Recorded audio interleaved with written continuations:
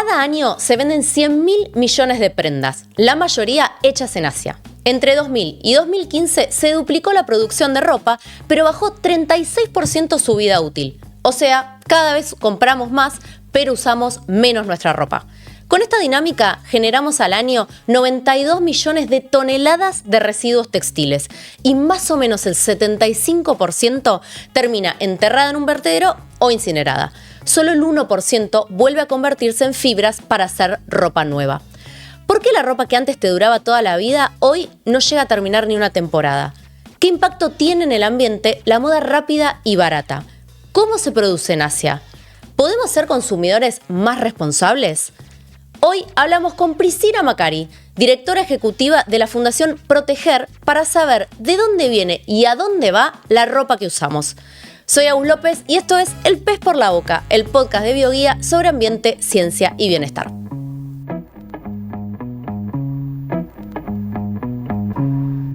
¿Por qué compramos cada vez más ropa, pero usamos menos la ropa que tenemos?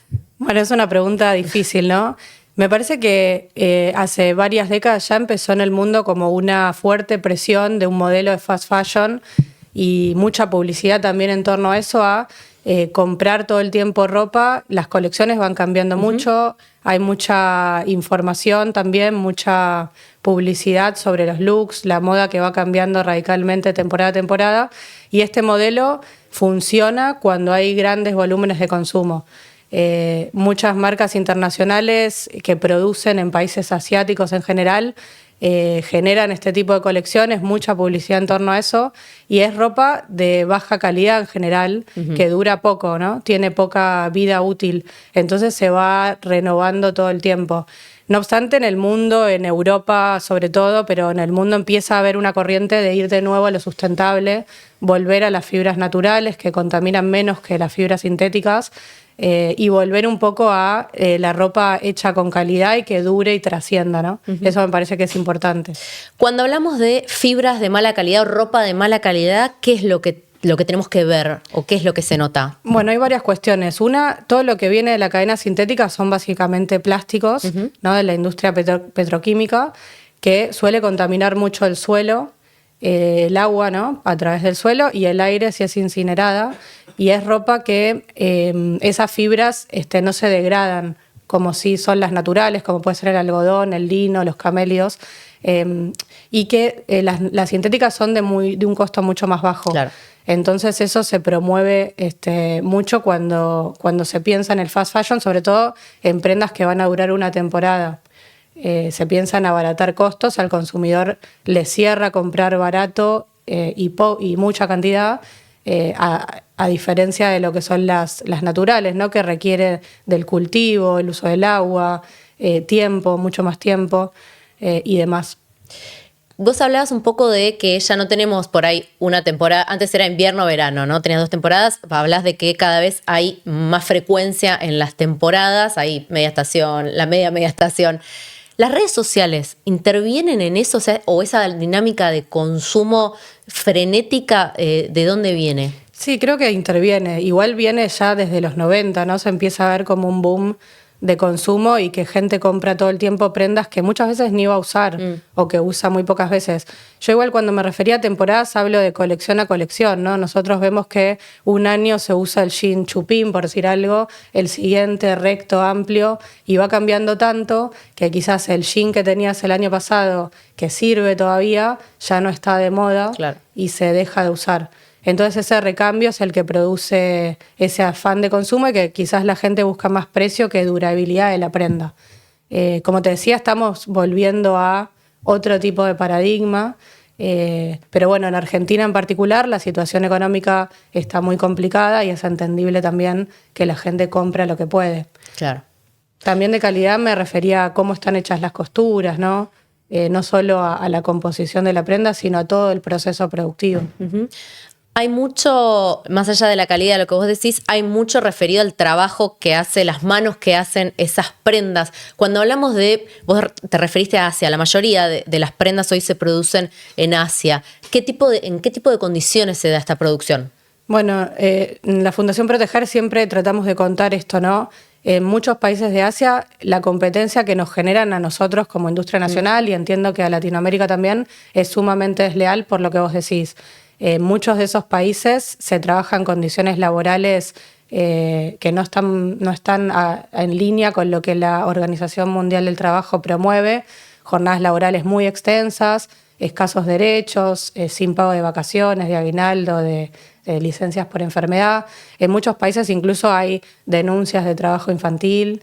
Entonces esa competencia es muy desleal porque lo que hace es baja la vara para la industria en general. Y por eso lo que hacen los países desarrollados y nosotros queremos desde Argentina hacer es impulsar normas, como pueden ser certificaciones y demás, para tratar de mantener la vara alta, ¿no? Uh-huh. en un punto en donde los trabajadores tengan todos los derechos que tienen que tener. Pero no es solo el trabajo, también son las condiciones ambientales de producción.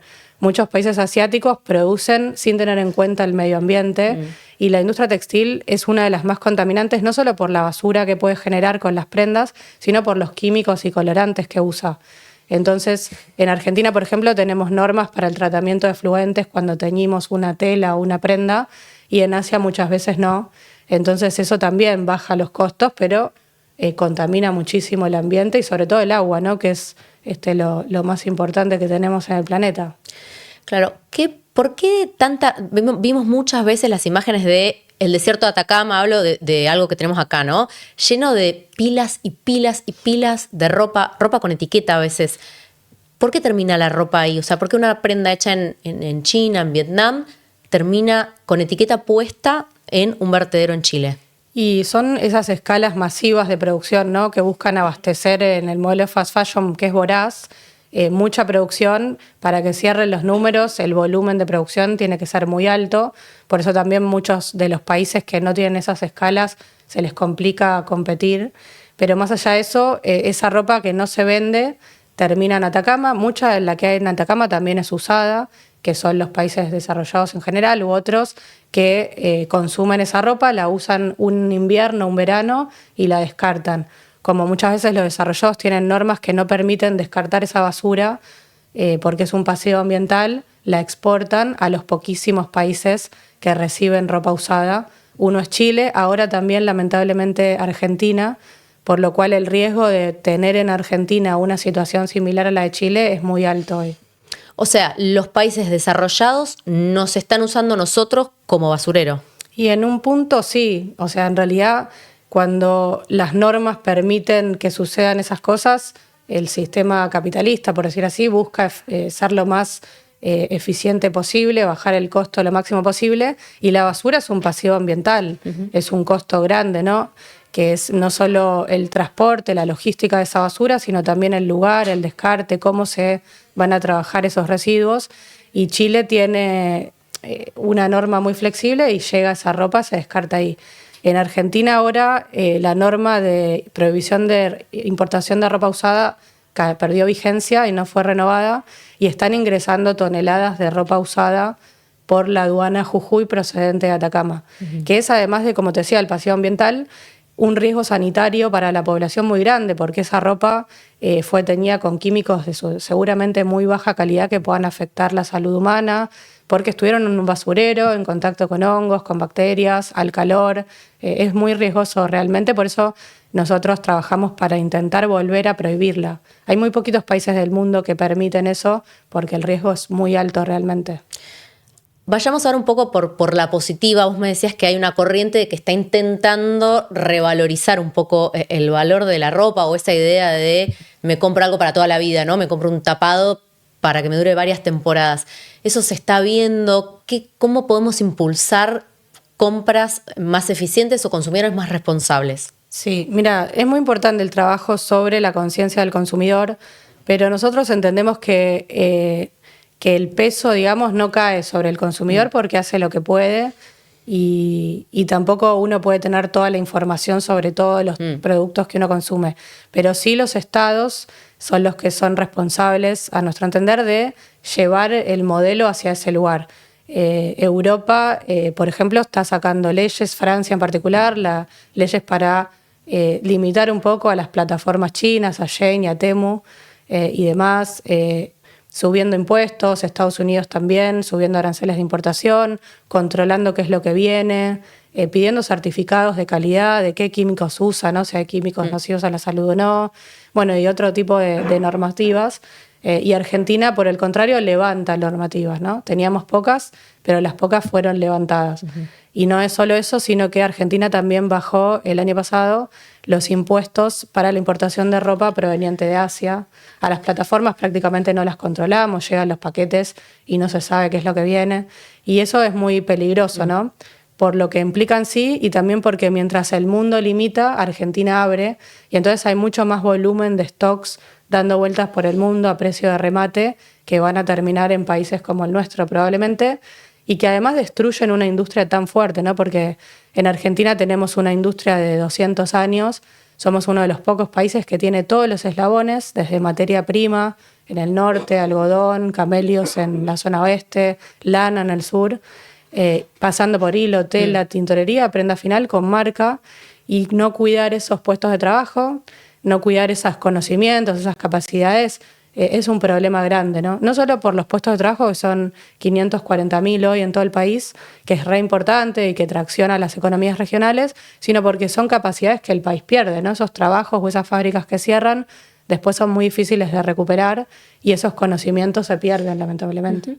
Supongamos que quiero hacer una compra responsable como consumidor y quiero comprar un producto que sea de buena calidad, que sea lo más posible de cuidado con el ambiente, que tenga en cuenta buenas prácticas laborales. ¿Qué tengo que mirar en una prenda? ¿Cómo me doy cuenta? Mira, hoy en Argentina lo único que tenemos en algunas prendas, porque se levantan muchas normativas, es la etiqueta y ahí solo podemos ver la composición, ¿no? Que es, por ejemplo, 100% algodón o si tiene mezcla. Siempre idealmente hay que comprar fibras naturales, ¿no? Algodón, camelios, lana, lino. Pero hoy en Argentina tampoco se chequea como se chequeaba hasta hace 2 años la composición, ¿no? Entonces una prenda puede decir 100% algodón y no ser 100% algodón. Antes iban a un ensayo y se verificaba, hoy ya no. Entonces los elementos que hoy tiene el consumidor son realmente pocos en Argentina, por lo menos. En otros países, al haber certificaciones, ya uno sabe que si esa prenda está en el mercado es porque cumple con normas sanitarias, con normas de calidad de producción, con trazabilidad del trabajo, normas ambientales. En Argentina, cuando es industria nacional, sí sabemos que cumple con normas ambientales y laborales, cuando no, bueno, escapa totalmente a lo que podamos saber.